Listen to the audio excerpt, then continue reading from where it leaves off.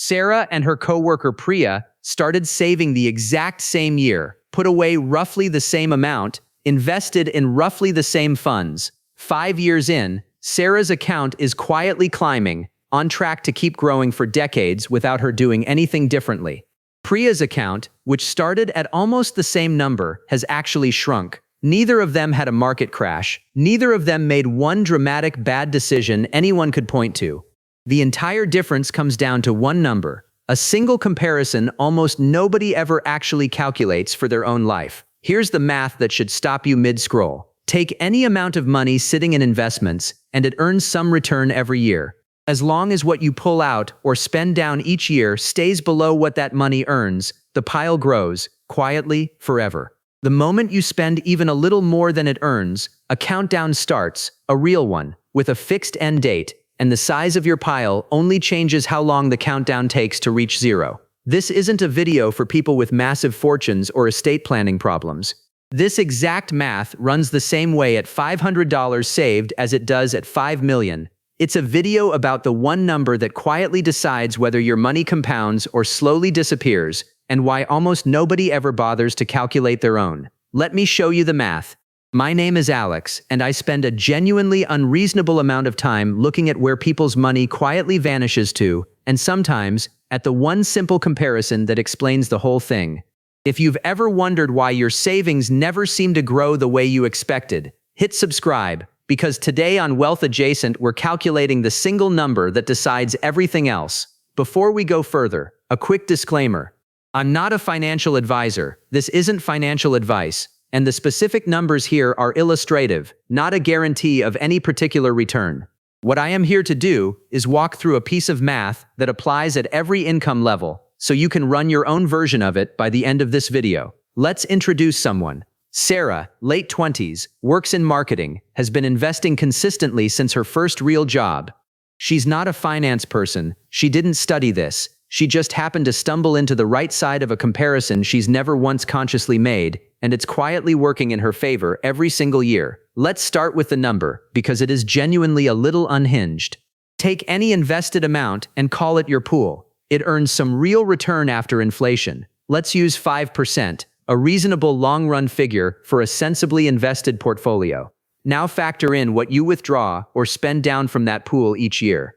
As long as that amount stays below what the pool earns, the pool grows forever, permanently, for every practical purpose. Let me say that again. The moment you cross that specific line, even slightly, the pool doesn't just grow more slowly.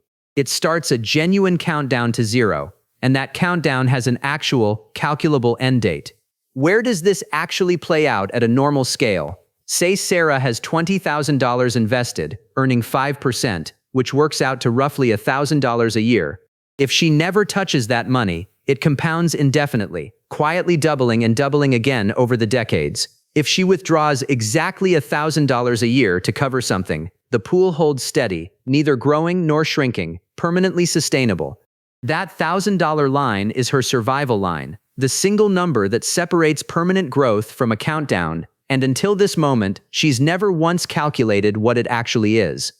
And here's the part that should make you sit up. Watch what happens the instant someone crosses that line, even by a small amount. Withdraw $1,200 a year instead of $1,000, only 20% over the line, and that same $20,000 pool runs completely dry in about 37 years. Push it to $1,500, and it's gone in 23. At $2,000, double the sustainable amount. The entire pool hits zero in 15 years, well within a single working lifetime. What matters is the percentage you overspend by, not the dollar amount, which means this exact shape of countdown plays out identically, whether someone's working with $20,000 or $20 million. But crossing the line by itself isn't the trap. A single year of overspending is just a single year. Here's where it becomes a trap. A significant share of people report they've never actually calculated their own personal version of this number, meaning they have no idea whether their current spending pattern sits above or below their own survival line. They're simply spending and saving without ever checking which side of that comparison they're actually on. And the genuinely uncomfortable stat sitting right next to it, research on long-term investment behavior finds a meaningful share of people who believe they're saving consistently are, once actual withdrawal patterns are accounted for, quietly withdrawing more than their invested assets are earning, without realizing a countdown has already started. Read that twice. People believe they're on the permanent growth side of this line simply because they're not actively panicking about money, when the math underneath their exact situation says otherwise. Back to Priya. She and Sara started with nearly identical amounts. But Priya, without ever framing it this way, has been pulling small amounts out for a slightly nicer apartment upgrade here, a slightly bigger vacation there. Nothing dramatic, nothing anyone would call reckless. Individually, none of those withdrawals felt like a real decision. Collectively, they pushed her past her own survival line years ago, and the countdown has been quietly running the entire time, invisible, because nothing about a shrinking but still substantial account number feels like an emergency in the moment. She is not the exception. Most people who eventually run their own numbers for the first time discover they've been on the wrong side of their personal survival line for years without any single moment that would have told them so. Now here's the part that turns this from a math problem into a psychology problem, and this is the part that should genuinely fascinate you once you see it clearly. Crossing the survival line rarely happens through one dramatic decision. It happens through lifestyle creep, a long series of individually reasonable feeling upgrades, each one small enough that no single decision ever triggers the alarm a big one would. A 5% increase in spending doesn't feel like anything at all in the moment it happens. It only becomes visible decades later as a completely different outcome than the version where that increase never happened. Where researchers studying long-term financial behavior found something almost too honest. People are far more likely to notice and correct a single large financial mistake than a series of small ones that add up to the exact same total damage, specifically because small changes don't trigger the same alarm response a big one does, even when the cumulative math is identical or worse. And then there's the specific mechanism that makes this particular line so easy to cross without noticing. Your account balance can still be going up in absolute terms even while you're on the wrong side of your survival line, especially early on, because new contributions can mask the underlying shrinkage for years before the math finally catches up. Watching the top line number grow tells you almost nothing about whether you're actually compounding or quietly running a countdown underneath it. Now, before we go further, we still haven't gotten to the specific patterns that push people across this line without a single moment that feels like a decision. Hold that thought, because first, the smaller signals. Let's talk about the phrase that should trigger alarm bells the moment it shows up in your own head. It's just a small increase. Lifestyle creep almost never arrives as one large jump. It arrives as a slightly nicer version of something you are already paying for, repeated often enough that the cumulative spending rate quietly climbs past the line, while every individual step still feels completely reasonable. Then there's the raise-absorption pattern, where an increase in income gets treated as room to spend more, rather than room to widen the gap between what you earn and what you actually need. A raise that gets fully absorbed into upgraded spending doesn't move your survival line at all. It just moves both numbers up together, leaving you exactly as exposed to crossing it as before, just at a higher dollar figure. There's a timing version of this pattern too, worth naming specifically. Early in the process, small withdrawals above the line barely register against a growing balance, which means the first several years of being on the wrong side of the line can look and feel identical to being on the right side, right up until growth from new contributions slows down and the underlying math becomes impossible to hide behind anymore. And then, the layer that catches people hardest, treating not currently panicking about money as equivalent to on the sustainable side of the line, when those are actually two completely unrelated questions. Plenty of people who feel financially comfortable in the moment are quietly on the wrong side of their own survival line, simply because comfort and sustainability aren't measuring the same thing at all. There's a shared household version of this pattern worth naming too, since it catches couples specifically. When two people combine finances, each partner can individually feel like their own spending is reasonable. While the combined household total quietly crosses the line neither one would have crossed alone. Nobody's individually overspending in their own mental accounting, but the sum of two reasonable feeling numbers still has to answer to the same underlying math, and it's remarkably easy for two people to each assume the other is the one tracking the total. There's also a return assumption version of this worth a brief mention, because the line itself isn't fixed. It moves with whatever return rate actually gets used. Someone assuming an optimistic 7 or 8% return calculates a much more generous survival line than someone using a more conservative 4 or 5%. And if the realized return ends up lower than assumed, a withdrawal rate that looked perfectly sustainable on paper can turn out to have been above the line the entire time, discovered only once the countdown is already well underway. Alright, here's the section nobody wants anywhere near a calculator when a small lifestyle upgrade shows up. Let's do this through Sara and Priya together, because abstract numbers slide right off the brain. Both started with roughly $20,000. Sara stayed under her survival line the entire time, letting her pool compound freely for 5 years and counting. Priya, spending roughly 20% above her own line the entire time without realizing it, watches her nearly identical starting pool shrink year after year, on pace to hit 0 decades before Sara's pool ever stops growing. Here's the framework I want you to carry around. Your personal survival line isn't a vague concept, it's a specific, calculable number, roughly what your invested assets are earning each year after inflation. The real question was never, am I saving enough in general? It's, is what I'm actually withdrawing or spending down below that specific number, or above it? It's worth sitting with how counterintuitive this actually is, because most financial advice focuses entirely on the input side, save more, earn more, invest earlier, without ever addressing the output side of the same equation.